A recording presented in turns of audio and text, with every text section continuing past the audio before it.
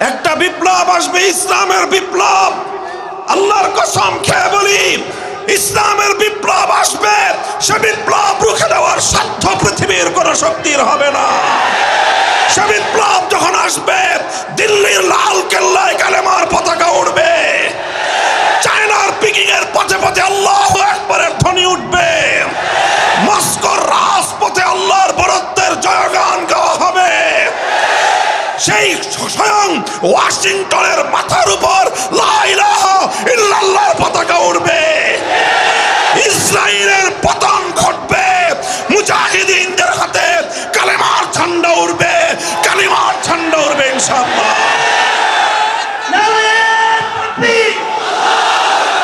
এই থাকবেন তো এই পথে ইনশাআল্লাহ। বিপ্লব আসছে, ইসলামের বিপ্লব। সে বিপ্লবের সৈনিক হবেন তো ইনশাআল্লাহ। ইমান ঝালাই করেন, ইমানকে মজবুত করেন। কচু পাতার পানির ইমান দিয়ে কাজ হবে না। পাহাড়ের মতো অটল এবং অবিচল ইমানকে অর্জন করুন। বুকের মধ্যে সাহস সঞ্চিত করুন। ইনশাআল্লাহ আপনি যদি হকের উপর অটল থাকেন, সাহায্য করবেন কে? চিৎকার করবেন, সাহায্য করবেন কে? সত্যের উপর অবিচল থাকতে চেষ্টা করেছি। লোভ লালসা এসেছে আমাদের সামনে। জিজ্ঞাসা করা হয়েছে, হুজুর কোন আসন থেকে নির্বাচন করতে চান? পরিষ্কার বলে দিয়েছি, এই ধরনের কোন আসন ফাসনের চিন্তা মামুনুল হক করে না। যখন দেখেছে যে এই সমস্ত রাস্তা দিয়ে তো কাজ হবে না, তখন আমাদের উপর জুলুমের স্টিম রোলার চালানো হয়েছে। এমন কোনো নির্যাতন নেই, জুলুম নেই যে 3 বছরের মধ্যে আমাদের উপর, অন্তত দুর্বল মানুষের উপর যেই জুলুম চালানো যায়, তার প্রতিটি জুলুম, প্রতিটি অত্যাচারের পরীক্ষা আমাদের উপর দিয়ে চালানো হয়েছে। আমাদের বিশ্বাস ছিল, আমাদের ঈমান ছিল, আমাদের ইয়াকিন ছিল, যদি আরেকটু সময় যদি আমরা ধৈর্য ধারণ করতে পারি, আমরা আখেরি যুগের মুসলমান। আল্লাহ আমাদের পরীক্ষা সহজ করবেন, আল্লাহর সাহায্য অতি নিকটে আসবে। আমরা অটল এবং অবিচল থাকার চেষ্টা করেছি। জালিমের সামনে মাথা নত করি নাই, জালিমের প্রস্তাব গ্রহণ করি নাই, জালিমের কথায় তার ভাস্কর্য এবং মূর্তি সংস্কৃতিকে বৈধতা দিতে আমরা সম্মত হই নাই। জালিম ক্ষিপ্ত হয়েছে, আল্লাহ রাজি হয়েছেন। জালিম নারাজ হয়েছে, আমার রব রাজি হয়েছেন। জালিম নাখোশ হয়েছে, আমার রব খুশি হয়েছেন। জালিম জুলুম করেছে, আমার আল্লাহ সাহায্য করেছেন। দিন শেষে প্রমাণ হয়েছে, আল্লাহ যাকে সাহায্য করেন, হাজার জালিমের জুলুম তার একটা পাকা পশম সোজা করতে পারে না। আর আল্লাহ যখন সাহায্য করেন, সামান্য ছোট্ট ছোট্ট নাবালেগ কিছু মাসুম স্কুল কলেজের ছাত্রদের মাধ্যমে দোর্দণ্ড প্রতাপশালী রাষ্ট্রনায়ক 16 বছরের স্বৈরাচারীকে আমার আল্লাহ দুপুরের 12 পদের খানা রেখে শত্রুর দেশে, নিজের দেশ ছেড়ে নিজের প্রভুর দেশে পালিয়ে যেতে আমার আল্লাহ বাধ্য করেন। এই মুসলমান, ভয় কিসের? জন্ম নিচ্ছে কয়বার? জোরে বলেন, জন্মেছি কয়বার? মরবো কয়বার? জোরে করে বলেন, মরবো কয়বার? যদি তুমি দুনিয়ার জন্য মরো, তোমার সেই মরণ একটা পশুর মৃত্যুর চেয়ে বেশি কিছু নয়। তুমি যদি ব্যবসা করতে গিয়ে মরো, তোমার সেই মরণ একটা স্বাভাবিক মৃত্যু। তুমি যদি রোড অ্যাক্সিডেন্টে মারা যাও, সেটা একটা স্বাভাবিক মৃত্যু। তুমি যদি শত্রুর সাধারণ আক্রমণে তুমি যদি মারা যাও, সেটা একটা সাধারণ মৃত্যু। আর তুমি যদি আল্লাহর দ্বীনের পথে অটল আর অবিচল থাকতে গিয়ে দ্বীনের দুশমনদের আক্রমণে তোমার যদি প্রাণ যায়, তাহলে তোমার সেই মরণ, তোমার সেই আত্মত্যাগ, তোমার সেই জীবনদানের নাম হলো শাহাদাতের মৃত্যু। বাংলার তরুণ ছাত্র সমাজ, এদেশের মাদ্রাসা, স্কুল কলেজ, ইউনিভার্সিটির মাদ্রাসার প্রতিটি ছাত্রের হৃদয়ের গহীনে একটা স্বপ্ন লালিত হচ্ছে। সে স্বপ্ন হলো সোনার মদিনার ইসলাম কায়েমের স্বপ্ন। আগামীর বিশ্ব হবে ইসলামের বিশ্ব, একটা বিপ্লব হবে ইসলামের বিপ্লব।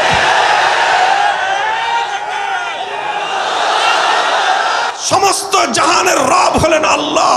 তার অর্থ হলো সমস্ত জগতে বিধান চলবে কার?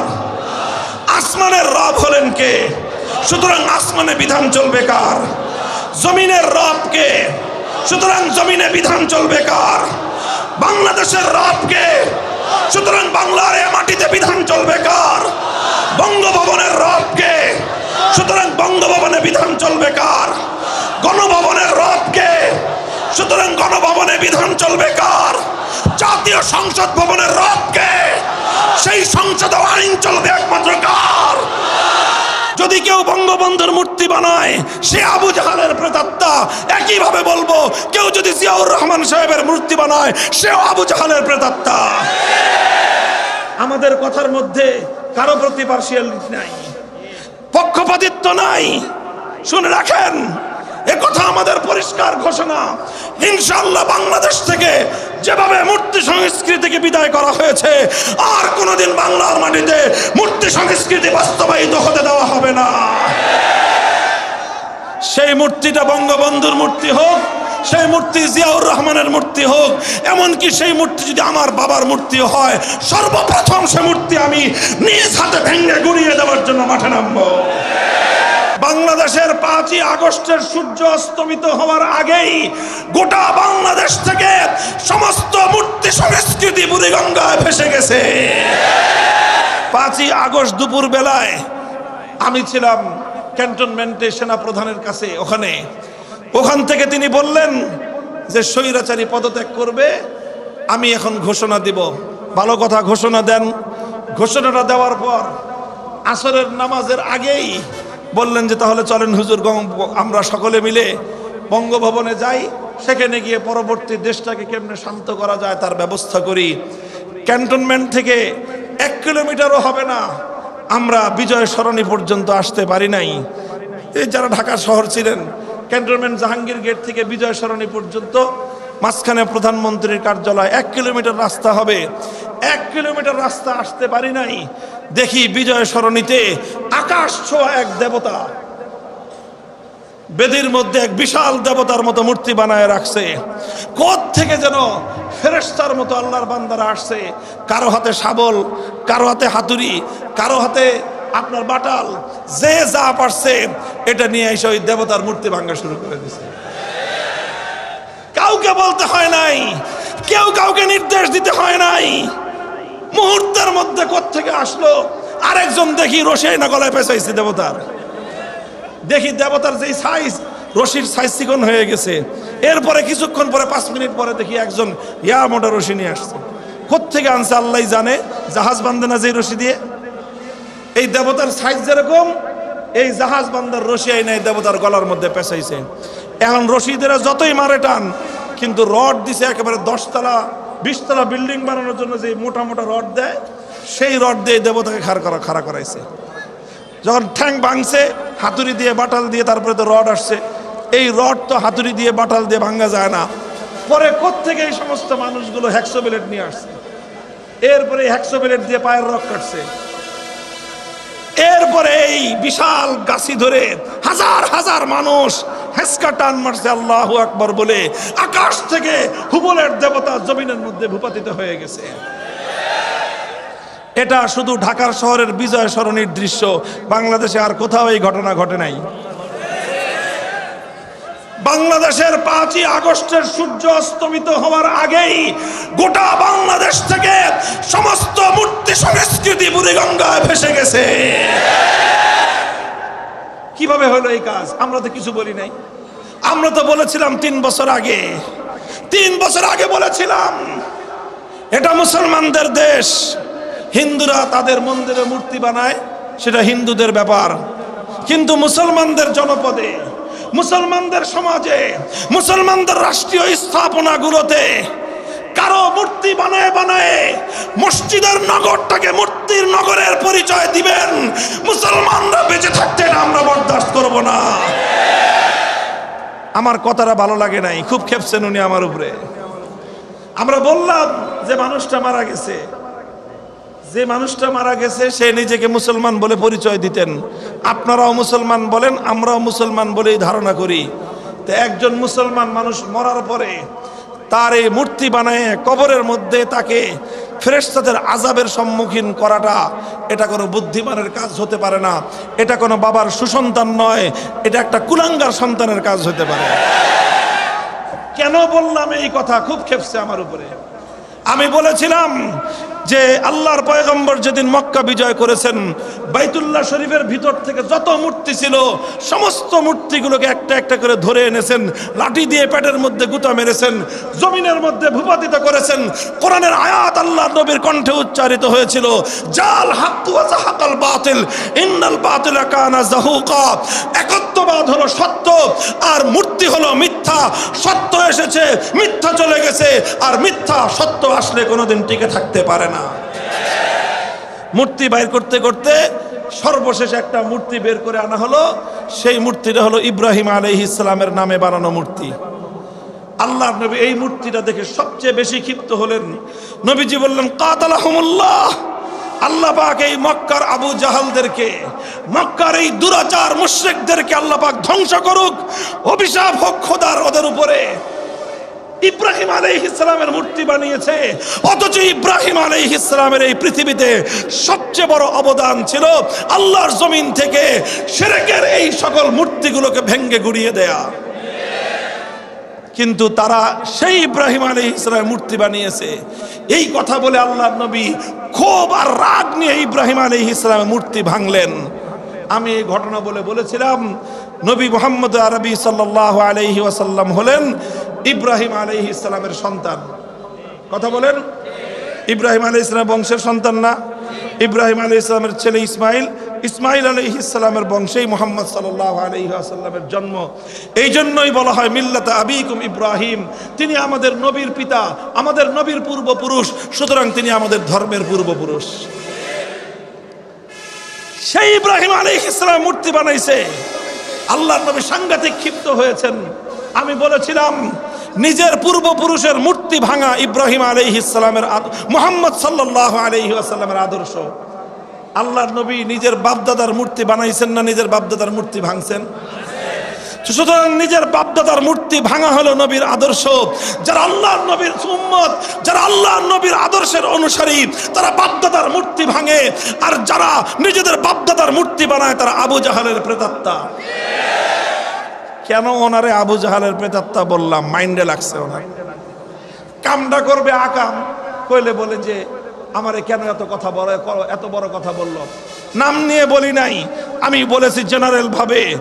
আজও বলি, যদি কেউ বঙ্গবন্ধুর মূর্তি বানায় সে আবু জাহালের প্রেতাত্মা। একই ভাবে বলবো, কেউ যদি জিয়াউর রহমান সাহেবের মূর্তি বানায় সেও আবু জাহালের প্রেতাত্মা। আমাদের কথার মধ্যে কারো প্রতি পার্সিয়ালিটি নাই, পক্ষপাতিত্ব নাই। শুনে রাখেন, এ কথা আমাদের পরিষ্কার ঘোষণা। ইনশাআল্লাহ বাংলাদেশ থেকে যেভাবে মূর্তি সংস্কৃতিকে বিদায় করা হয়েছে, আর কোনোদিন বাংলার মাটিতে মূর্তি সংস্কৃতি বাস্তবায়িত হতে দেওয়া হবে না। সেই মূর্তিটা বঙ্গবন্ধুর মূর্তি হোক, সেই মূর্তি জিয়াউর রহমানের মূর্তি হোক, এমনকি সেই মূর্তি যদি আমার বাবার মূর্তি হয়, সর্বপ্রথম সে মূর্তি আমি নিজ হাতে ভেঙে গুড়িয়ে দেওয়ার জন্য মাঠে নামবো। মুহতারাম হাজিরিন, বলছিলাম যে ক্ষিপ্ত হয়ে সরাসরি রাষ্ট্রের প্রধানমন্ত্রী রাষ্ট্র শক্তি নিয়ে, সব শক্তি নিয়ে আমাকে ধ্বংস করার সমস্ত তৎপরতা তিনি পরিচালনা করলেন। 3 বছর পর আমার আল্লাহ আমাদেরকে পুরস্কার দিলেন। আজ বাংলার প্রতিটি অঞ্চলে আমরা জনতার ভালোবাসা নিয়ে, মানুষের ভালোবাসা নিয়ে, ইমানদার তাওহীদি জনতার ভালোবাসা নিয়ে আমরা দেশের প্রতিটি অঞ্চল ঘুরে বেড়াচ্ছি। আর যারা সেদিন মূর্তির বিরুদ্ধে কথা বরদাস্ত করতে পারে নাই, শাহজালালের ভূমির 1 ইঞ্চি মাটি তাদেরকে আশ্রয় দেয় নাই। মুসলমান, এই বিপ্লব বোঝার চেষ্টা করো।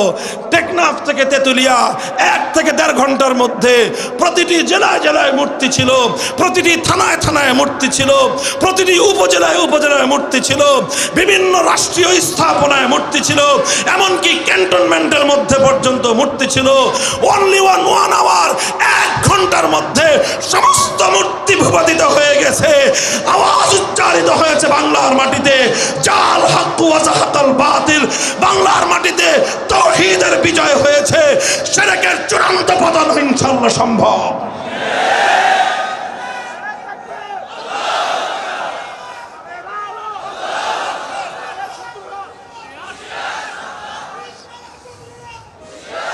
এই থাকবেন তো এই পথে ইনশাআল্লাহ। বিপ্লব আসছে, ইসলামের বিপ্লব। সে বিপ্লবের সৈনিক হবেন তো ইনশাআল্লাহ? ইমান ঝালাই করেন, ইমানকে মজবুত করেন। কচু পাতার পানির ইমান দিয়ে কাজ হবে না। পাহাড়ের মতো অটল এবং অবিচল ইমানকে অর্জন করুন। বুকের মধ্যে সাহস সঞ্চিত করুন। ইনশাআল্লাহ আপনি যদি হকের উপর অটল থাকেন, সাহায্য করবেন কে? চিৎকার করবেন, সাহায্য করবেন কে?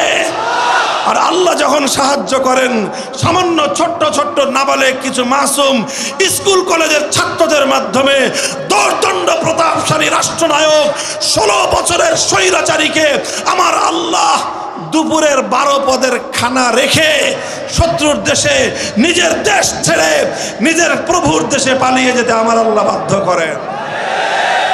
সারা দুনিয়াতে ইসলামের একটা বিপ্লব আসবে। চারিদিকে সেই বিপ্লবের পূর্বাভাস দেখা যাচ্ছে। প্রতিদিন প্রত্যুষে যখন সূর্য উদিত হয়, সূর্য ওঠার আগ দিয়ে সুবহে সাদেকের সময় পূর্ব দিগন্তে আকাশ প্রতিভাত হয়ে যায়, ফর্সা হয়ে ওঠে। আকাশে সূর্য ওঠার ঘণ্টাখানিক আগে থেকে সূর্যের আগমনী বার্তা পাওয়া যায়। হে তরুণ যুবক, হে চক্ষুষ্মান ব্যক্তিরা, তাকিয়ে দেখো আজ বাংলার 55,000 বর্গ মাইলের দিকে। তাকিয়ে দেখো হিন্দুকুশ ওই পর্বতের দিকে। তাকিয়ে দেখো আরব বিশ্বের দিকে। পৃথিবীর দিকে দিকে আজ নতুন আগমনী, সূর্যের আগমনী বার্তা পাওয়া যাচ্ছে। নতুন সূর্যোদয় হবে। আগামীর বিশ্ব হবে ইসলামের বিশ্ব। একটা বিপ্লব হবে, ইসলামের বিপ্লব।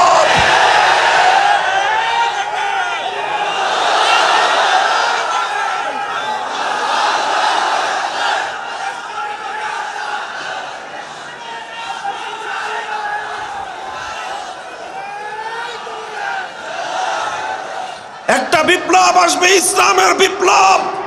আল্লাহর কসম খেয়ে বলি, ইসলামের বিপ্লব আসবে।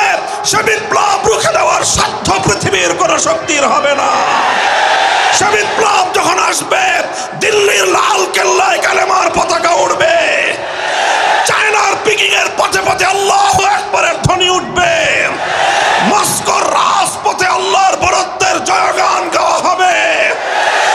সেই স্বয়ং ওয়াশিংটনের মাথার উপর লা ইলাহা ইল্লাল্লাহর পতাকা উঠবে। ইসরায়েলের পতন ঘটবে। মুজাহিদিনদের হাতে কালেমার ঝান্ডা উঠবে। কালেমার ঝান্ডা উঠবে ইনশাআল্লাহ।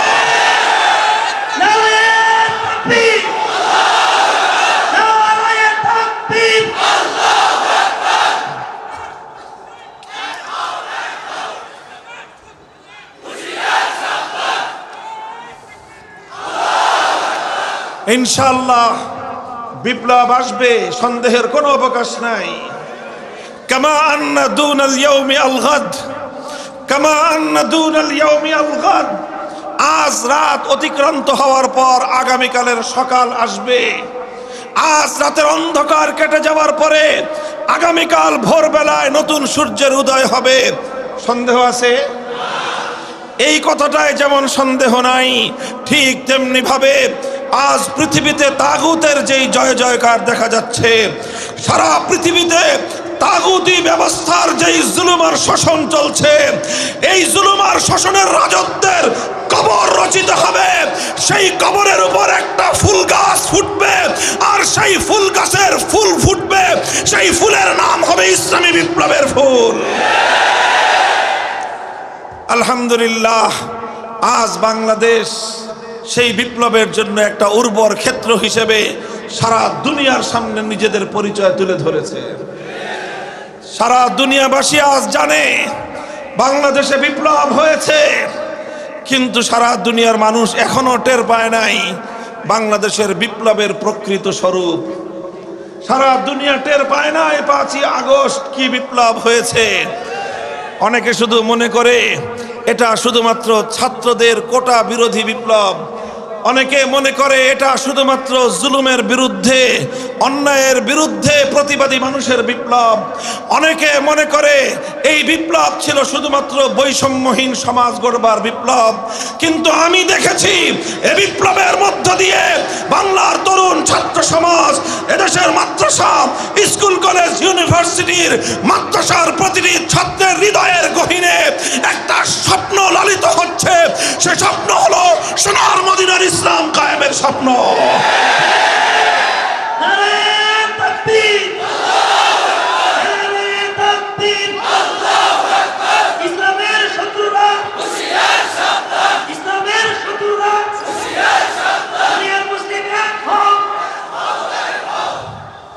মুহতারাম হাজিরিন, কথা দীর্ঘ বলবো না।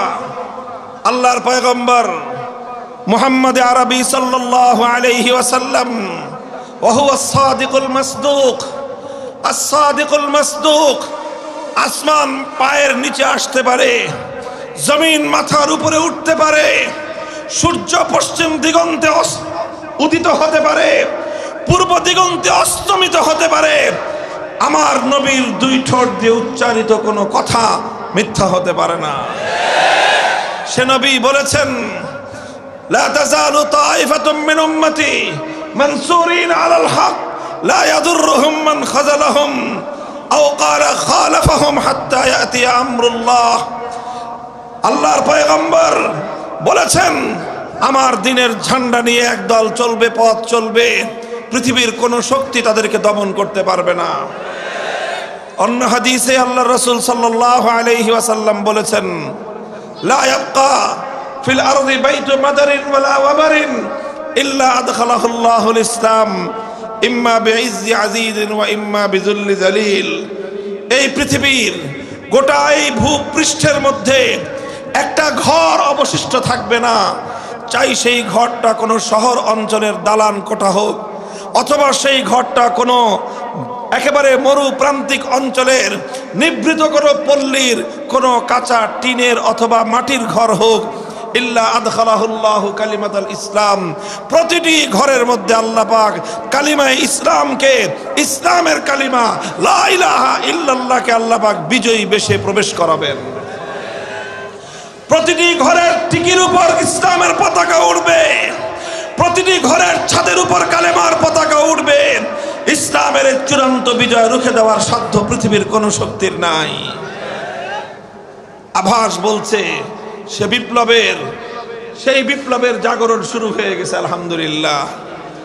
তোমরা যদি বসে থাকো পিছিয়ে পড়বে, তোমরা বিপ্লব এগিয়ে যাবে, তোমরা পিছিয়ে যাবে। যারা কদম উঠাতে দেরি করবে তোমরা পিছিয়ে পড়বে, যারা এই বিপ্লবে শামিল হতে দেরি করবে তোমরা বঞ্চিত হবে। যারা ইসলামের এই বিজয়ের মিছিলে শামিল হতে দেরি করবে তুমি বঞ্চিত হবে। ইসলামের এই বিজয় যাত্রা সামনে এগিয়ে যাবে ইনশাআল্লাহ। তবে বিপ্লবের জন্য প্রয়োজন হলো দুটি বৈশিষ্ট্য। ইন্নাল্লাযীনা ক্বালু রাব্বুনাল্লাহ সুম্মা ইসতাকামু। অকপটে ঘোষণা করতে হবে, দুনিয়ার প্রতিটি ক্ষেত্রে, প্রতিটি জায়গায় নির্ভয়ে বুক ফুলিয়ে চিৎকার করে বলতে হবে, আমার আর তোমার রব হলেন কে? আল্লাহকে রব বলার মধ্যে একটা তাৎপর্যের কথা রয়েছে।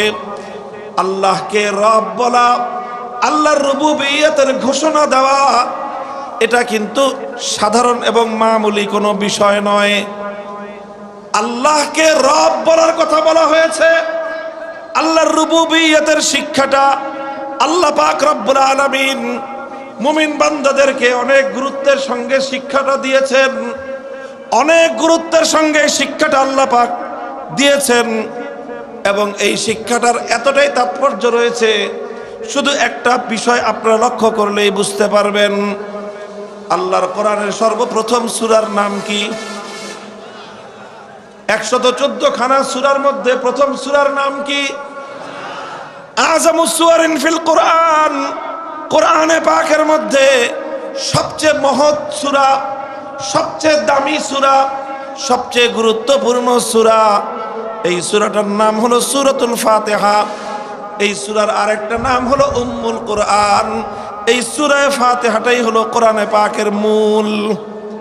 সূরা ফাতিহাকে আরেক নামে বলা হয়েছে, এটা হলো কোরআনে পাকের সার নির্যাস, এটা হলো কোরআনে পাকের মূল, এটা হলো কোরআনে পাকের শেকড়। এই সূরা ফাতিহার মধ্যে 7টি আয়াত রয়েছে। সূরা ফাতিহাকে যেই আয়াতের দ্বারা আমার আল্লাহ পাক রব্বুল আলামিন শুরু করেছেন, সর্বপ্রথম আয়াতের মধ্যেই আমার আল্লাহ পাক রব্বুল আলামিন তার বান্দাদেরকে রুবুবিয়্যতের শিক্ষা দিয়েছেন। আমার আল্লাহ বলছেন আলহামদুলিল্লাহি রাব্বিল আলামিন। জগৎ সমূহের রবকে, চিৎকার করে বলেন জগৎ সমূহের রবকে, আসমানের রবকে, জমিনের রবকে, আকাশ বাতাস সমুদ্রের রবকে, বঙ্গভবনের রবকে, সংসদ ভবনের রবকে, আওয়ামী লীগের অফিসের রবকে, বিএনপির অফিসের রবকে, কুল কায়নাতের একমাত্র রবকে। আলহামদুলিল্লাহি রাব্বিল আলামিন। যতগুলো জগৎ রয়েছে সবগুলো জগতের একমাত্র রবের নাম কি? শিক্ষাটা আল্লাহ দিলেন, শুরুতেই রুবুবিয়্যতের শিক্ষা দিলেন। যখন কোরআনে পাক সমাপ্ত হচ্ছে, সর্বশেষ সূরার নাম হলো সূরাতুন নাস। এই সূরাটা যখন শুরু হচ্ছে, এই সূরারও প্রথম আয়াতের মধ্যে আল্লাহ পাক ওই শিক্ষাটাকে আবার পুনরাবৃত্তি করলেন। কুল আউযু বিরাব্বিন নাস। আমি আশ্রয় গ্রহণ করি ওই মালিকের, আমি আশ্রয় গ্রহণ করি ওই ক্ষমতাবানের, যিনি হলেন সমস্ত মানুষের রব। সুতরাং মানুষের একমাত্র রবকে। আল্লাহর কোরআন শুরু হলো, আল্লাহকে রব বলার মধ্য দিয়ে কোরআনের সমাপ্তি ঘটলো। আল্লাহকে রব বলার মধ্য দিয়ে প্রতিদিন নামাজের মধ্যে সূরা ফাতিহা প্রতি রাকাতে 32 বার নামাজের মধ্যে প্রতিদিন কমপক্ষে আমাদেরকে পড়তে হয়। প্রতিটি রুকুর মধ্যে 3 বার করে তাসবিহ পাঠ করতে হয়, সুবহান রাব্বিয়াল আযীম। প্রতিটি সিজদার মধ্যে 3 বার করে তাসবিহ পাঠ করতে হয়, সুবহান রাব্বিয়াল আলা। পবিত্র হলেন ওই সত্তা যিনি আমার রব, যিনি আমার রব। তাহলে এত রবের শিক্ষাটা কেন দিলেন আল্লাহ? কোরআন শুরু করলেন রবের দ্বারা, আল্লাহ পাক কোরআন শেষ করলেন রবের দ্বারা। রুকুর মধ্যে 3 বার শিক্ষা হলো রবের শিক্ষা, সিজদার মধ্যে 3 বার শিক্ষা হলো রবের শিক্ষা। এর মূল কারণ হলো আল্লাহ যেদিন আমাদেরকে সৃষ্টি করেছিলেন, সর্বপ্রথম যেদিন আদম আলাইহিস সালামকে আল্লাহ সৃষ্টি করলেন, আদম আলাইহিস সালামের পৃষ্ঠদেশ থেকে কিয়ামত পর্যন্ত আনেওয়ালা সমস্ত আদম সন্তানদেরকে আল্লাহ পাক বের করলেন। বের করে আল্লাহ পাক আদম সন্তানদের কাছ থেকে একটা অঙ্গীকার গ্রহণ করেছিলেন। কথা ঠিক না বেঠিক? সে অঙ্গীকারটার কথা আপনারা শুনেছেন।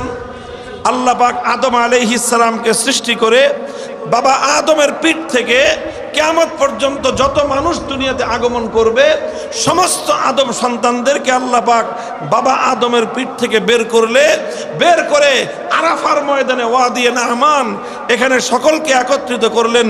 প্রতিটা মানুষ ছিল এক একটা গুড়ি পিঁপড়ার সমান। কিসের সমান? কিসের সমান? খালি পিঁপড়া না, ছোট পিঁপড়া আছে না, গুড়ি পিঁপড়া বলা হয়। এই গুড়ি পিঁপড়ার সমান ছিল এক একটা মানুষ।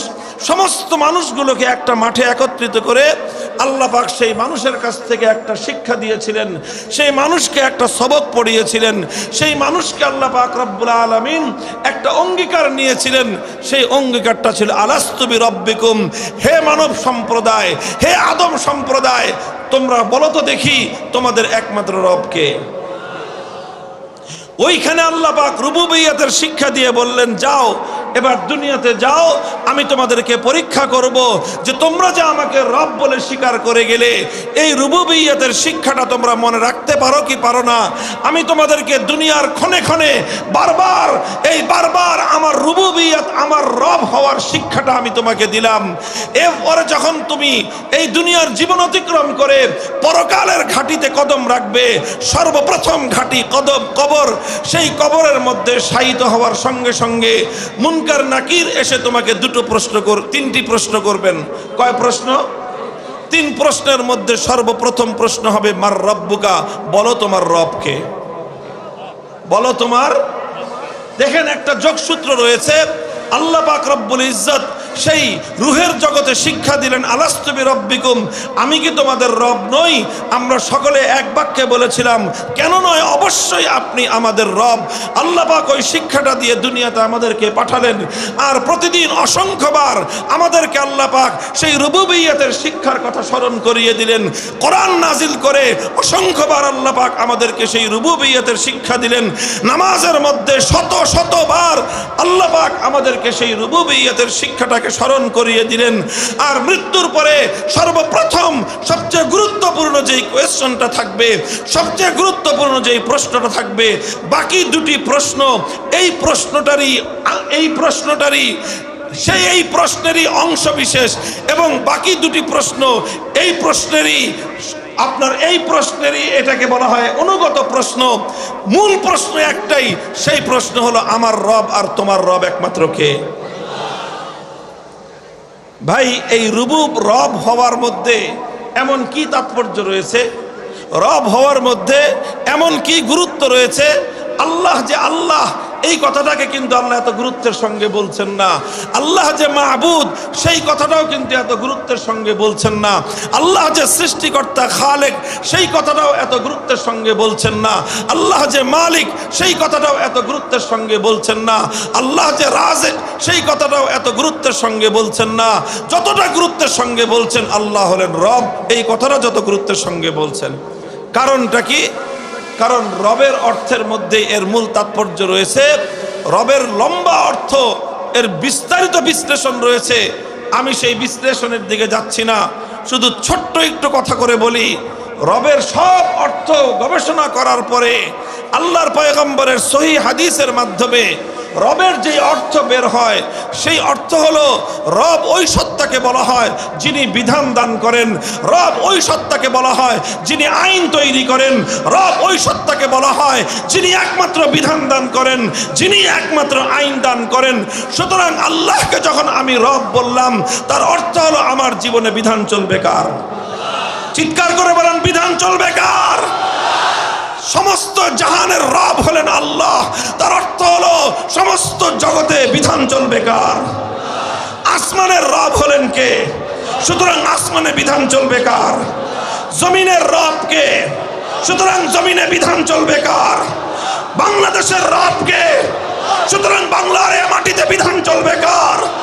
বঙ্গভবনের রব কে? সুতরাং বঙ্গভবনে বিধান চলবে কার? গণভবনের রব কে? সুতরাং গণভবনে বিধান চলবে কার?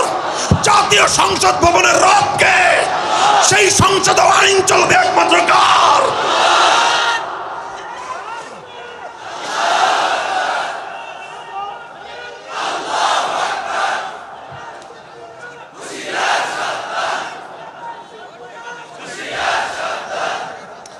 বুঝা গেল ব্যাপারটা? এই জন্য আল্লাহ পাক রব্বুল আলামিন এই রব হওয়ার বিষয়টাকে এত তাৎপর্যময় বলছেন। আর এই রব হওয়াকে যারা স্বীকার করবে, আল্লাহ পাকে রব বলার পর, শুনেন, রব বলার পরে আল্লাহ পাক বলছেন দৃঢ় থাকতে হবে, অটল থাকতে হবে, অবিচল থাকতে হবে। আল্লাহ পাক এই রব হওয়ার ঘোষণার সাথে দৃঢ়তা, অটলতা, অবিচলতার কথাটা কেন বললেন? এটার মধ্যে একটা তাৎপর্য আছে না নাই? আল্লাহ পাক ভালো করেই জানেন যে বান্দা যখন আমাকে রব বলবে, তখন তার সামনে বাধা আসবে। বান্দা যখন এক আল্লাহর বিধানের সামনে আত্মসমর্পণ করবে, তখন তার সামনে বাধা আসবে। আল্লাহ জানেন আমার বান্দা বান্দিরা যখন আমার রুবুবিয়্যতের উপর অবিচল আর অটল থাকতে চাইবে, তখনই তাদের সামনে বাধা বিপত্তি আসবে। এই যে রুবুবিয়্যতের ঘোষণা দিলাম, ঈমান, এই রুবুবিয়্যত ছাড়া কারো ঈমান পরিশুদ্ধ হতে পারে না, কারো ঈমান গ্রহণযোগ্য হতে পারে না। সুতরাং বিশুদ্ধ ঈমান নিয়ে কবরে যাওয়ার ইচ্ছা কার কার আছে? হাত তোলেন, আল্লাহ কবুল করেন, হাত নামান। বিশুদ্ধ ঈমান নিয়ে যদি কবরে যেতে চান, আমার ব্যক্তিগত অ্যানালাইসিস, আমার গবেষণা হলো এই, আজকের পৃথিবীতে সবচেয়ে বেশি মুসলমান যেই প্রশ্নে ঈমান হারা হচ্ছে সেটা হলো মুসলমান আল্লাহকে সৃষ্টিকর্তা বিশ্বাস করে, মুসলমান আল্লাহকে রিজিক দাতা বিশ্বাস করে, মুসলমান আল্লাহকে হায়াতের মালিক বিশ্বাস করে, মুসলমান আল্লাহকে মৃত্যুর মালিক বিশ্বাস করে, মুসলমান আল্লাহকে রক্ষাকর্তা বিশ্বাস করে, এমনকি মুসলমান আল্লাহকে একমাত্র ইবাদতের উপযুক্ত বিশ্বাস করে। কিন্তু যখনই বিধানের প্রশ্ন আসবে তখনই হাজার হাজার নয়, লক্ষ লক্ষ নয়, কোটি কোটি মুসলমান একমাত্র আল্লাহকে বিধানদাতা হিসেবে মানতে প্রস্তুত হয় না। যদি এই কথাটা ভাঙতে চাই, যদি এটাকে বিশ্লেষণ করতে চাই, তাহলে ছাঁকনি দিয়ে ইমানদার খুঁজে পাওয়া কঠিন হবে। ভাই, ইমানকে মজবুত করেন। বিপ্লব আসবে, ইসলামের বিপ্লব ইনশাআল্লাহ। আমি তো বললাম, আল্লাহর নামের শপথ করে বলছি, ইসলামের বিপ্লব ইনশাআল্লাহ অত্যাসন্ন। এই বিপ্লব কেউ রুখতে পারবে না। শুধুমাত্র নিজেদেরকে একটু ঝালাই করে নাও, একটু ঝালাই করে নাও, নিজেদেরকে একটু প্রস্তুত করে নাও, নিজেদেরকে একটু প্রস্তুত করে নাও। তুমি আর আমি হবে ইনশাআল্লাহ সে বিপ্লবের অগ্রসেনানী, ইনশাআল্লাহ সেই বিপ্লবের অগ্রসেনানী। আর সে বিপ্লবটা হবে আল্লাহর রুবুবিয়্যত জমিনে কায়েম করার বিপ্লব। সে বিপ্লব হবে মানব প্রচিত সমস্ত তন্ত্র মন্ত্রকে বঙ্গোপসাগরে ভাসিয়ে দিয়ে এক আল্লাহর বিধান দ্বারা আল্লাহর জমিনকে শাসন করার বিপ্লব। কোন তন্ত্র মন্ত্র দিয়ে মানবতার মুক্তি আসবে না। মুক্তি যদি চাও, যদি শান্তি চাও, নিরাপত্তা চাও, জাতি ধর্ম বর্ণ নির্বিশেষে বিশ্ব মানবতার একমাত্র মুক্তির পথ হলো আল্লাহর বিধান।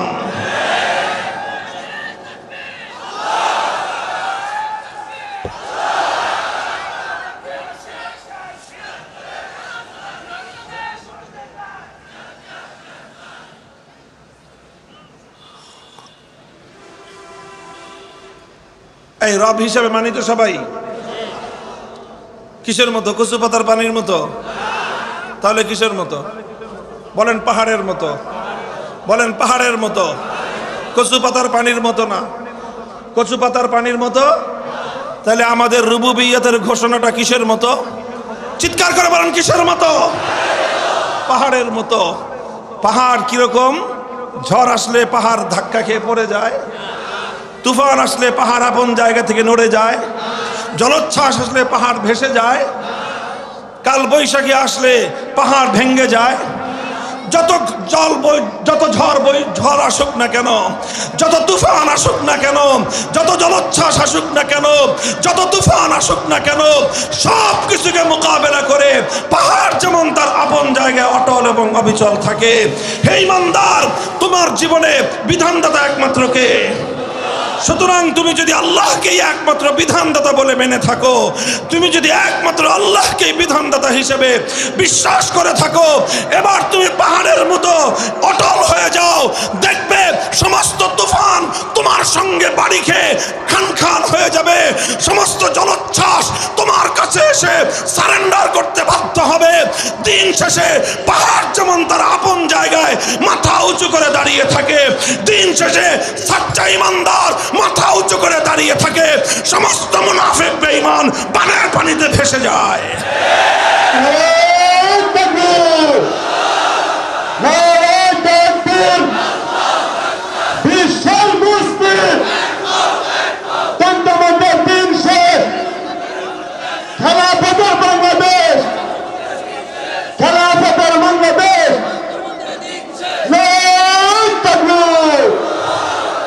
তাহলে কি বোঝা গেল? যারা আল্লাহকে রব বলে মানবে, যারা আল্লাহকে রব বলে স্বীকার করবে, যারা আল্লাহকে রব বলে ঘোষণা করবে, তাদের সামনে বাধা আসবে কি আসবে না? চিৎকার করে বলেন, বাধা আসবে কি আসবে না? দুই ধরনের বাধা আসবে। কয় ধরনের? নোট করে নিয়ে যান। আপনি যদি ঈমানদার হয়ে থাকেন, আপনার জীবনে দুই বাধা আসবে। আপনি যদি এক আল্লাহকে রব বলে বিশ্বাস করে থাকেন, আপনার জীবনেও দুই বাধা আসবে।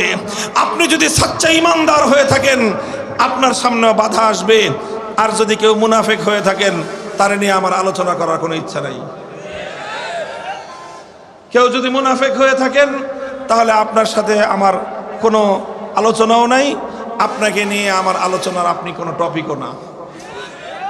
আর যারা ইমানের উপর অটল এবং অবিচল থাকবেন, কয়টা বাধা আসবে? চিৎকার করে বলেন, কয়টা বাধা? আহাসিবান্নাস আইয়ুতরাকু আইয়াকুলু আমান্না ওয়া হুম লা ইফতানুন। আল্লাহর কোরআন বলছে, মানুষ কি মনে করেছে এক আল্লাহকে তারা রব বলে ঘোষণা করবে, অথচ তাদের জীবনে কোনো বাধা আসবে না, তাদের জীবনে কোনো বিন্ধ্যাচল আসবে না, তাদের জীবনে কোনো প্রতিকূলতা আসবে না। এটা কশ্চিনকালেও হতে পারে না, এটা কশ্চিনকালেও হতে পারে না। যেমনি ভাবে সূর্য উঠলে আলো ফুটবেই, ঠিক তেমনি ভাবে তোমার ইমান যদি সাচ্চা হয়, তাহলে তোমাকে তোমার ইমানের পরীক্ষা দিতেই হবে। রুবুবিয়াত, আল্লাহকে রব বলার পরে কয় ধরনের বাধা আসবে? প্রথম বাধা আসবে হলো ওয়ালা ইয়াখাফুনা ফিল্লাহি লাউমাতা লাইম। প্রথম বাধা আসবে লোভ লালসার বাধা। কিসের বাধা? লোভ লালসার বাধা, স্বার্থের বাধা। ও দুনিয়ার মানুষ, তোমাকে তোমার ঈমানের পথ থেকে সরিয়ে দেওয়ার জন্য, এক আল্লাহর রুবুবিয়তের এই ঘোষণা থেকে তোমাকে বিচ্যুত করে দেওয়ার জন্য, তোমাকে তোমার ঈমানের অটল জায়গা থেকে সরিয়ে দেওয়ার জন্য তোমাকে লোভ দেখানো হবে। কখনো টাকার লোভ, কখনো ক্ষমতার লোভ, কখনো চাকরির লোভ, কখনো পদ পদবীর লোভ। নানা রকম লোভ লালসার মাধ্যমে আল্লাহর দুশমনেরা, ইবলিস এবং তার চেলা চামুন্ডারা, হিজবুশ শাইতান, ইবলিসের দলের লোকেরা তোমার ঈমানকে কিনে নেওয়ার চেষ্টা করবে। প্রথম বাধা আসবে কিসের? জোরে বলেন, কিসের? লোভ আসবে, লালসা আসবে, প্রস্তাব আসবে। কখনো টাকার বস্তার প্রস্তাব আসবে, কখনো তোমাকে লক্ষ কোটি টাকা দেওয়ার অফার করা হবে, কখনো তোমার সামনে পদ পদবি দেওয়া হবে, কখনো তোমার সামনে দুনিয়ার স্বার্থের ডালি মেলে দেওয়া হবে। দুনিয়ার সব স্বার্থ থাকবে তোমার এক পাল্লায়, আরেক পাল্লায় থাকবে তোমার সাচ্চা ঈমান। তখন পরীক্ষা হবে, তোমার কাছে দুনিয়ার স্বার্থের মূল্য বেশি না তোমার ঈমানের মূল্য বেশি। এই বাধা আসবে প্রথম। স্বার্থ দিয়ে তোমার ঈমানকে কিনে নেওয়ার চেষ্টা করা হবে। যদি তুমি এই বাধা অতিক্রম করতে পারো, স্বার্থের সামনে যদি তোমার ঈমানকে তুমি বিক্রি না করে দাও, বরং স্বার্থকে লাথি মেরে তুমি যদি তোমার ঈমানের পথে, তুমি যদি তোমার আল্লাহকে একমাত্র বিধানদাতা মেনে নেওয়ার পর সেই আল্লাহর পথে তুমি যদি পাহাড়ের মতো অটল আর অবিচল থাকতে পারো, তখন তোমার সামনে আসবে দ্বিতীয় বাধা। কয় নম্বর বাধা? দ্বিতীয় নম্বর বাধা। দ্বিতীয় নম্বর বাধাটা কি? দ্বিতীয় নম্বর বাধার নাম হলো তোমাকে ভয় ভীতি দেখানো হবে। কিসের বাধা? জোরে বলেন, কিসের বাধা? তোমাকে ভয় ভীতি দেখানো হবে। কখনো তোমাকে জেলে পুরে রাখবার ভয় ভীতি দেখানো হবে, কখনো তোমাকে গুম করে ফেলবার ভয় ভীতি দেখানো হবে, কখনো তোমাকে ক্রস ফায়ার দেওয়ার ভয় ভীতি দেখানো হবে, কখনো তোমাকে রিমান্ডে নিয়ে অকথ্য নির্যাতন করবার ভয় ভীতি দেখানো হবে, এমনকি কখনো তোমাকে নির্মমভাবে হত্যা করবার ভয় ভীতি তোমার সামনে আসতে পারে। ও ইমানদার, যারা পাক্কা সাচ্চা অটুট এবং অবিচল ঈমানের অধিকারী হবে, তাদের জীবনে প্রথমে লোভ লালসা স্বার্থের বাধা আসবে। ওই বাধা ডিঙ্গাতে পারলেই দ্বিতীয় পর্যায়ে চূড়ান্ত বাধাটা আসবে, তাদের সামনে জীবনের ভয় ভীতি আসবে। তুমি যখন এই ভয় ভীতির সামনে সারেন্ডার করে ফেলবে, মনে রেখো তোমার ঈমান ভয়ের সামনে আত্মসমর্পণ করলো। আর যদি তুমি তখন সচ্চা ঈমানদার হয়ে থাকো, সমস্ত ভয় ভীতিকে উপেক্ষা করে, সিনা টান করে, বুক টান করে এক আল্লাহর পথে আবু সাঈদের মতো অবিচল থাকতে পারো, তারপরেই তোমার আসবে চূড়ান্ত বিজয়ের মুহূর্ত।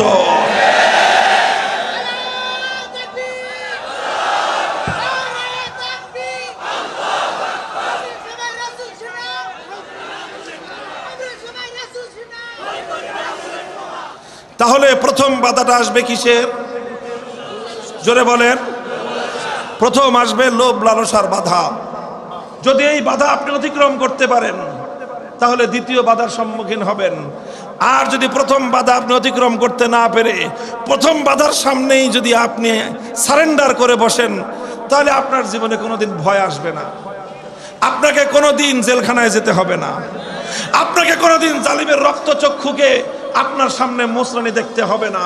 কখনো আপনাকে তাগুতের হুমকির সম্মুখীন হতে হবে না।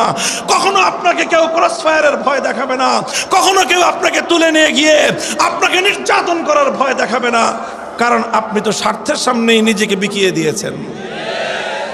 আর যদি আপনি স্বার্থের সামনে নিজেকে বিকিয়ে না দেন, আর যদি আপনি লোভ লালসার সামনে নিজেকে বিকিয়ে না দিয়ে ঈমানের পথে অটল আর অবিচল থাকতে পারেন, তখন অবশ্যই আপনার সামনে দ্বিতীয় বাধা আসবেই, আসবেই, আসতেই হবে। যদি আপনি তখন অটল থাকতে পারেন, যদি কেউ দ্বিতীয় ভয় ভীতির বাধার সামনে অটল আর অবিচল থাকতে পারে, তাহলে পরিণাম হবে আহাদুল আমরাইন, পরিণাম দুইটার যে কোনো একটা হবে। পরিণাম বলেন, পরিণাম কয়টা হবে? দুইটার যে কোনো একটা, দুটো একসাথে হবে না। কি হবে?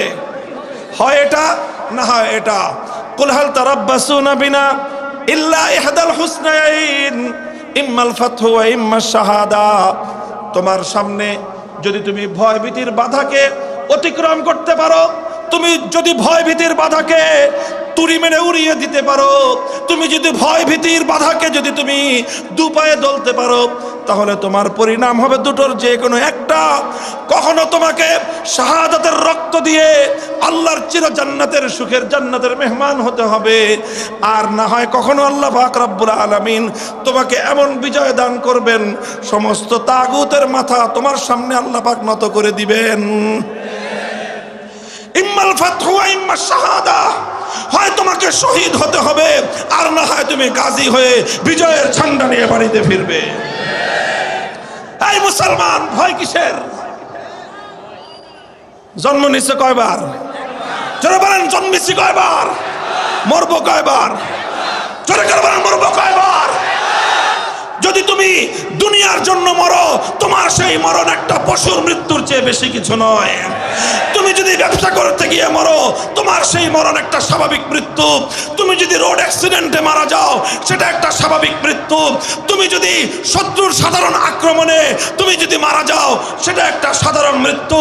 আর তুমি যদি আল্লাহর দ্বীনের পথে অটল আর অবিচল থাকতে গিয়ে দ্বীনের দুশমনদের আক্রমণে তোমার যদি প্রাণ যায়, তাহলে তোমার সেই মরণ, তোমার সেই আত্মত্যাগ, তোমার সেই জীবন দানের নাম হলো শাহাদাতের মৃত্যু।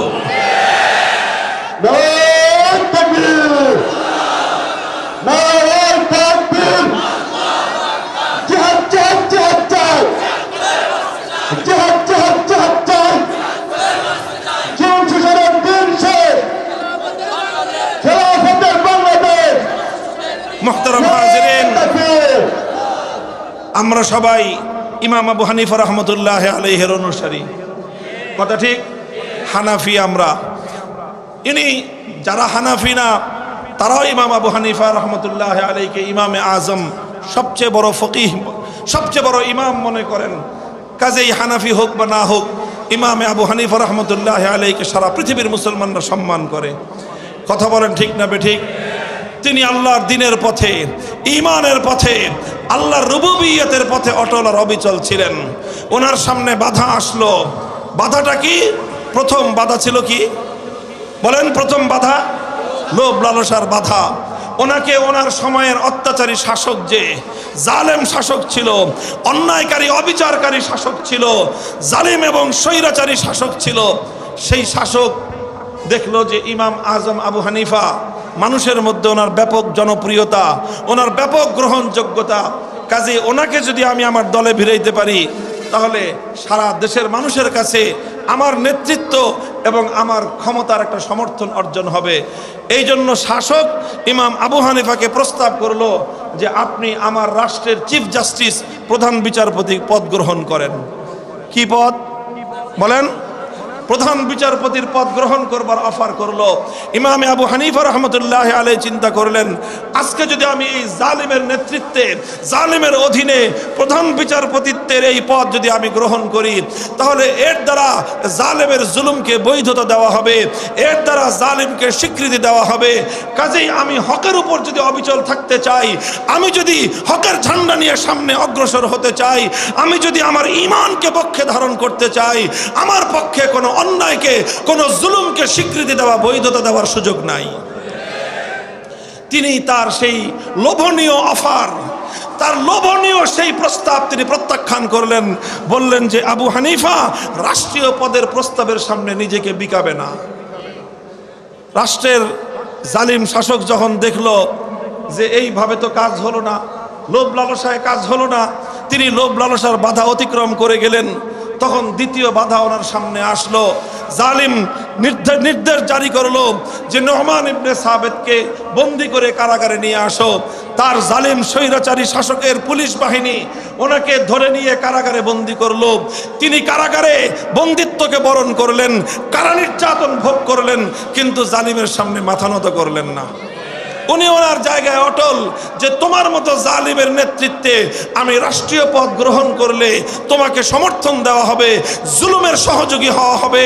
আল্লাহ আমাকে যে ইলম দান করেছেন, যে ঈমান দান করেছেন, সচ্চা ঈমানদার কোনোদিন কোনো জালিমের সহযোগী হয় না। শাসক চিন্তা করলো, এইভাবে যদি আবু হানিফা আমাকে টেক্কা দিয়ে যদি রেহাই পেয়ে যায়, তাহলে তো আমার ক্ষমতার মসনদ টলমলে হয়ে যাবে। এই জন্য সে ষড়যন্ত্র করলো এবং ষড়যন্ত্রের মাধ্যমে ইমাম সাহেবকে কারাগারে বন্দি থাকা অবস্থায় বিষ প্রয়োগ করলো। বিষ প্রয়োগ করে ওনাকে শহীদ করা হলো। তিনি শাহাদাত বরণ করলেন, শাহাদাতের মৃত্যুকে আলিঙ্গন করে নিলেন, জীবন দিয়ে দিলেন। হকের পথে অটল এবং অবিচল থাকতে গিয়ে জুলুমের সামনে এতটুকু তিনি মাথা নত করেন নাই। ভাই, এটা শুধুমাত্র সেই যুগের আল্লাহর সুন্নাহ নয়, এটা শুধুমাত্র সেই যুগের ইসলামের ইতিহাস নয়, এই যুগের ইসলামের ইতিহাস এর চেয়ে ব্যতিক্রম কিছু নয়। আমরা দুর্বল ঈমানদার, আমাদের ঈমান ইমাম আবু হানিফা রাহমাতুল্লাহ আলাইহির চেয়ে হাজার গুণে দুর্বল। কিন্তু আলহামদুলিল্লাহ, আল্লাহ পাকের শুকরগুজারি আদায় করি, সত্যের উপর অবিচল থাকতে চেষ্টা করেছি। লোভ লালসা এসেছে আমাদের সামনে, জিজ্ঞাসা করা হয়েছে হুজুর কোন আসন থেকে নির্বাচন করতে চান, পরিষ্কার বলে দিয়েছি এই ধরনের কোনো আসন ফাসনের চিন্তা মামুনুল হক করে না। যখন দেখেছে যে এই সমস্ত রাস্তা দিয়ে তো কাজ হবে না, তখন আমাদের উপর জুলুমের স্টিম রোলার চালানো হয়েছে। এমন কোনো নির্যাতন নেই, জুলুম নেই যে 3 বছরের মধ্যে আমাদের উপর, অন্তত দুর্বল মানুষের উপর যেই জুলুম চালানো যায়, তার প্রতিটি জুলুম, প্রতিটি অত্যাচারের পরীক্ষা আমাদের উপর দিয়ে চালানো হয়েছে। আমাদের বিশ্বাস ছিল, আমাদের ঈমান ছিল, আমাদের ইয়াকিন ছিল, যদি আরেকটু সময় যদি আমরা ধৈর্য ধারণ করতে পারি, আমরা আখেরি যুগের মুসলমান, আল্লাহ আমাদের পরীক্ষা সহজ করবেন, আল্লাহর সাহায্য অতি নিকটে আসবে। আমরা অটল এবং অবিচল থাকার চেষ্টা করেছি। জালিমের সামনে মাথা নত করি নাই, জালিমের প্রস্তাব গ্রহণ করি নাই, জালিমের কথায় তার ভাস্কর্য এবং মূর্তি সংস্কৃতিকে বৈধতা দিতে আমরা সম্মত হই নাই। জালিম ক্ষিপ্ত হয়েছে, আল্লাহ রাজি হয়েছেন। জালিম নারাজ হয়েছে, আমার রব রাজি হয়েছেন। জালিম নাখোশ হয়েছে, আমার রব খুশি হয়েছেন। জালিম জুলুম করেছে, আমার আল্লাহ সাহায্য করেছেন। দিন শেষে প্রমাণ হয়েছে আল্লাহ যাকে সাহায্য করেন, হাজার জালিমের জুলুম তার একটা বাঁকা পশম সোজা করতে পারে না।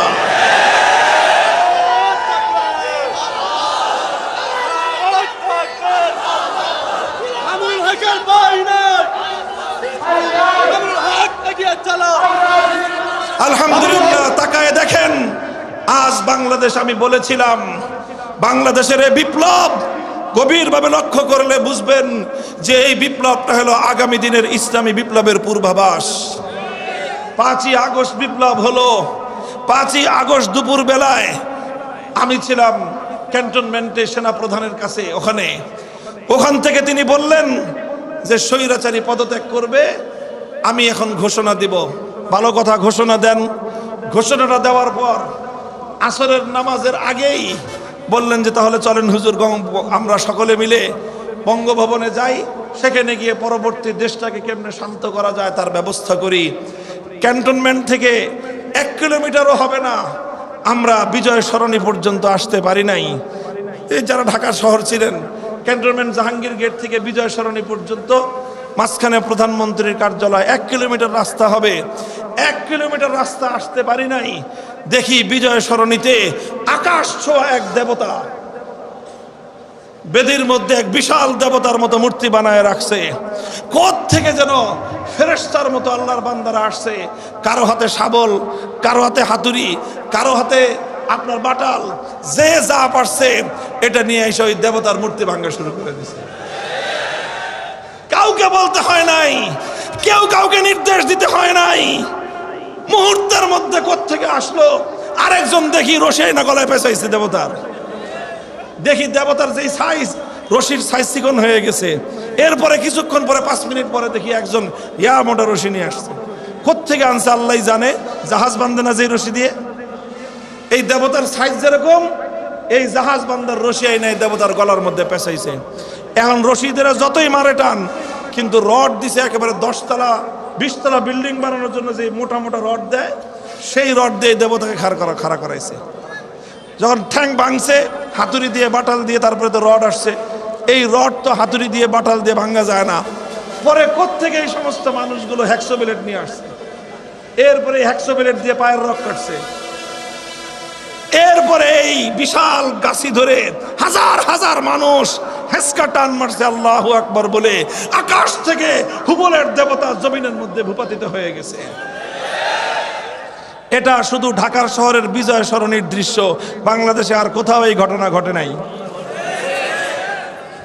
বাংলাদেশের 5ই আগস্টের সূর্য অস্তমিত হওয়ার আগেই গোটা বাংলাদেশ থেকে সমস্ত মূর্তি সংস্কৃতি বুড়িগঙ্গায় ভেসে গেছে।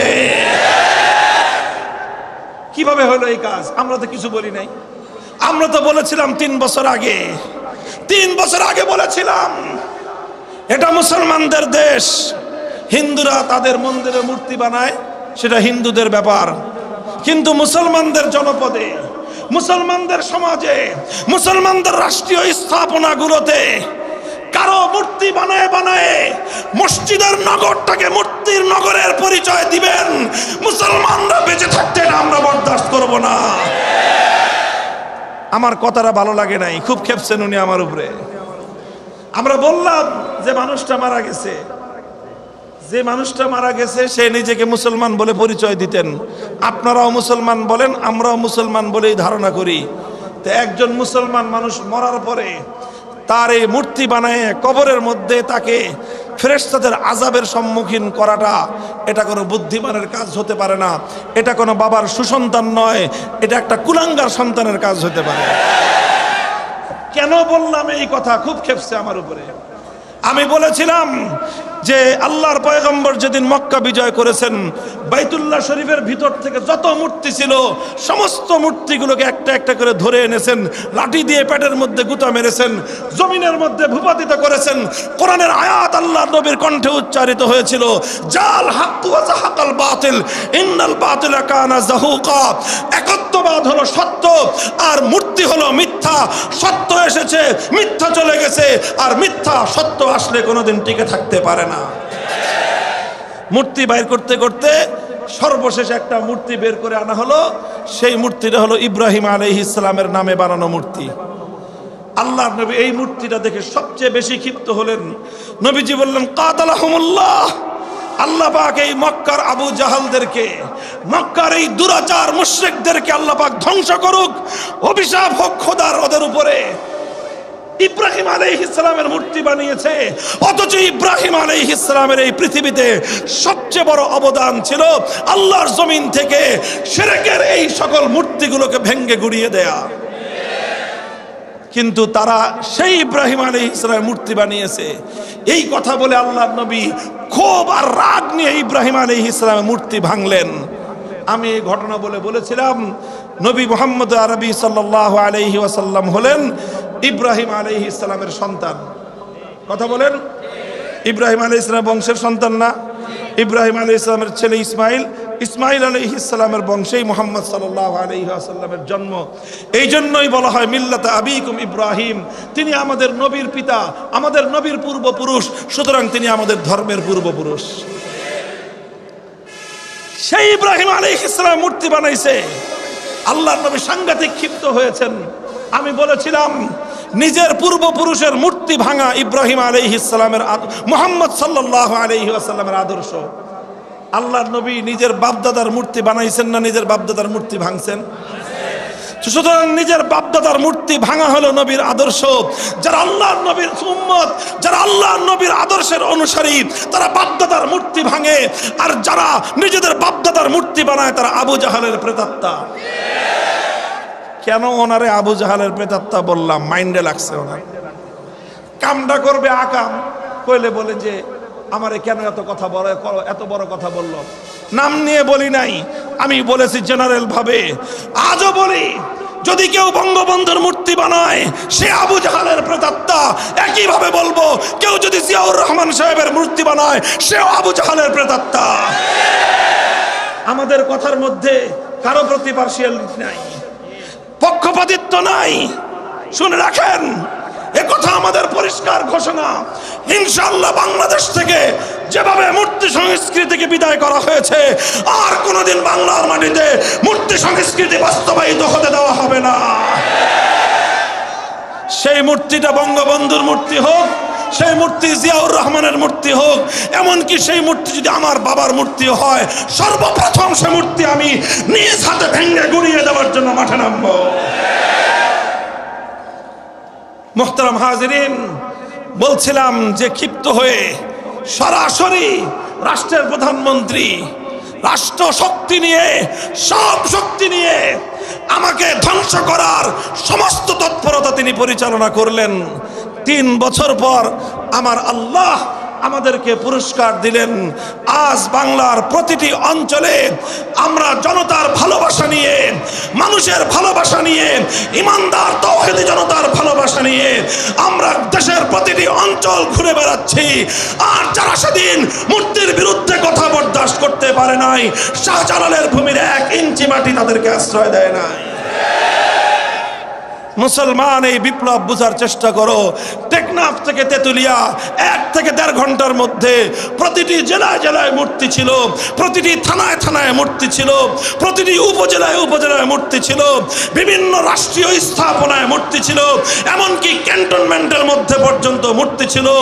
অনলি 1 আওয়ার, 1 ঘন্টার মধ্যে সমস্ত মূর্তি ভূপাতিত হয়ে গেছে। আওয়াজ উচ্চারিত হয়েছে বাংলার মাটিতে, জাল হাক্কু ওয়া জাহাকাল বাতিল।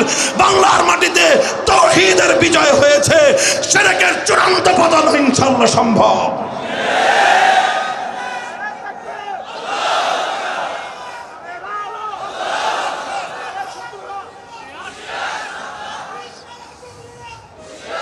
এই থাকবেন তো এই পথে ইনশাআল্লাহ। বিপ্লব আসছে, ইসলামের বিপ্লব, সে বিপ্লবের সৈনিক হবেন তো ইনশাআল্লাহ। ইমান ঝালাই করেন, ইমানকে মজবুত করেন। কচু পাতার পানির ইমান দিয়ে কাজ হবে না। পাহাড়ের মতো অটল এবং অবিচল ইমানকে অর্জন করুন। বুকের মধ্যে সাহস সঞ্চিত করুন। ইনশাআল্লাহ আপনি যদি হকের উপর অটল থাকেন, সাহায্য করবেন কে? চিৎকার করে বলেন, সাহায্য করবেন কে? আর আল্লাহ যখন সাহায্য করেন, সামান্য ছোট্ট ছোট্ট নাবালেগ কিছু মাসুম স্কুল কলেজের ছাত্রদের মাধ্যমে দর্দণ্ড প্রতাপশালী রাষ্ট্রনায়ক 16 বছরের স্বৈরাচারীকে আমার আল্লাহ দুপুরের 12 পদের খানা রেখে শত্রুর দেশে, নিজের দেশ ছেড়ে নিজের প্রভুর দেশে পালিয়ে যেতে আমার আল্লাহ বাধ্য করেন।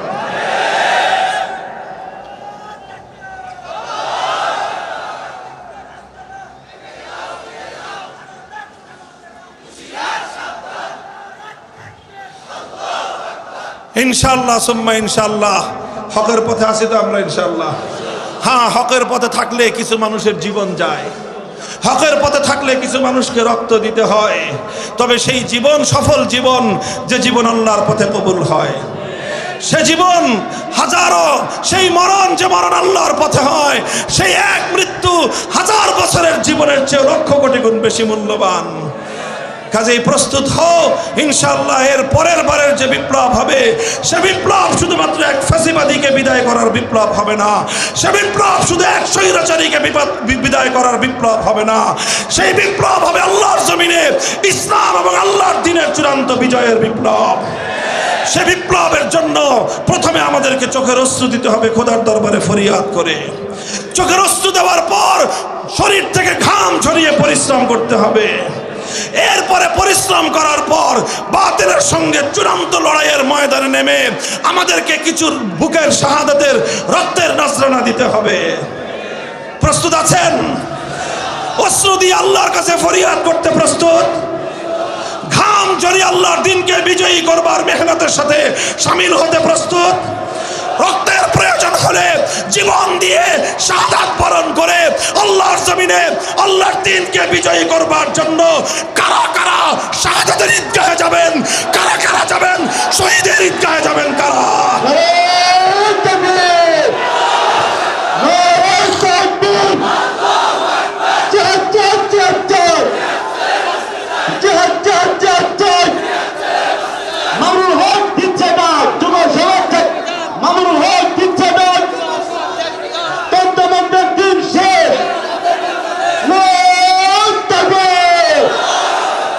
আল্লাহ পাক কবুল করেন, তৌফিক দান করেন। আমাদের সকলকে আল্লাহ তার দ্বীনের পথে অটল এবং অবিচল থাকার তৌফিক দান করেন। সকল ষড়যন্ত্রের মোকাবেলা করে আল্লাহ যেন আমাদের সকলকে তার সন্তুষ্টির পথে পরিচালিত করেন। ওয়া আখিরু দাওয়ানা আলহামদুলিল্লাহি রাব্বিল আলামিন। আসসালামু আলাইকুম ওয়া রাহমাতুল্লাহ।